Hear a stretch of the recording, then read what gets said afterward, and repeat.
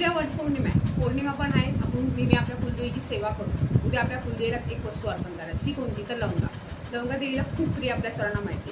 उद्या तुम्हाला एक धागा घ्यायचा, सफेद धागा घ्या, त्याला हळदी कुंकू त्याला गोलाकार करून हळदी कुंकू लावा, पूर्ण हळदी कुंकू भरा.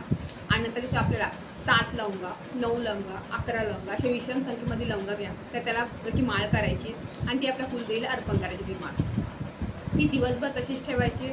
आणि ती माळ करताना ओम ॲम ह्रीम क्लीम चामुंडाईचे मंत्र जप करायचा आहे. सोबत अर्पण केल्यासुद्धा 11 तुम्हाला ओम ॲम ह्रीम क्लीम चामुंडाईचे मंत्र जप करायचे आहे. आणि ती माळ अर्पण देवीला अर्पण करायची. दिवसभर तिथे राहू द्या. उद्या सकाळी तुम्ही ती माळ निर्माल्यात टाकून द्यायची. हा उपाय तुम्हाला उद्या करायचा. सोबत तुम्हाला 11 लवंगा घ्या किंवा 21 लवंगा, 51 लवंगा किंवा 108 लवंगा घ्या किंवा 1 लवंग घेतली तरी चालेल.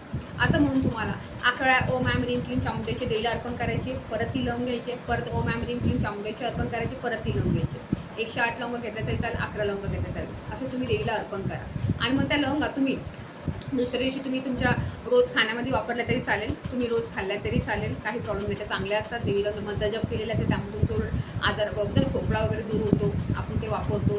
तुम्ही चहामध्ये कुठून टाकल्या तरी चालेल, त्या लवंगा खाऊन टाकल्या तरी चालेल. फक्त जेवणामध्ये वापरू नका, नॉनव्हेजमध्ये वगैरे ते वापरू नका. त्या लवंगा तुम्ही अशा खाल्ल्या तरी चालेल. त्या लवंगाचा उद्या ही सेवा तुम्हाला नक्की करायची. देवीला ही वस्तू नक्की तुम्हाला अर्पण करायची. सोबत तुम्हाला उद्या स्वस्तिक काढायचे. आणि स्वस्तिक आपण काढतो, प्रत्येक पौर्णिमेला काढतोच. याही पौर्णिमेला तुम्हाला तुमच्या मुख्य दर्जा कुंकू आणि स्वस्तिक काढायचं. स्वस्तिक पूर्ण असं काढायचं आहे. 4 टिंब, मध्ये 1 टिंब, बाजूने 2 रेषा. हे सगळ्यांना स्वस्तिक माहिती. स्वस्तिक सगळ्यांनी काढायचे. पहिलं मुख्य दर्जाचं काढायचे. दुसरं आपल्या किचन ओट्यावरती जी आपली भिंत असते समोरची, तिथे तुम्हाला एक स्वस्तिक कुंकू आणि काढायचे. तिसरं स्वस्तिक तुम्हाला तुमच्या देवघरामध्ये काढायचे. देवघराच्या मागची जर तुम्हाला देवघर उचलता येत असेल तर मागे भिंतीला काढलं तरी चालेल, तर देवघराच्या याच्यावर काढलं तरी चालेल. देवघरावरती एक स्वस्तिक काढायचे. चौथं स्वस्तिक तुम्हाला तुमच्या कपाटावर, जिथे आपण बघा ना वस्तू ठेवतो, महत्त्वाच्या वस्तू वगैरे असतात, त्या कपाटावर तुम्हाला स्वस्तिक काढायचे. आणि 5चं स्वस्तिक तुमच्या तिजोरीमध्ये, जिथे तुम्ही पैसे ठेवता, तुमचे डॉक्युमेंट्स, चेकबुक असो, तुमचे कार्ड्स वगैरे असेल, काही असेल, जे महत्त्वाचे डॉक्युमेंट्स ठेवले, तिथे तुम्ही एक स्वस्तिक काढायचे.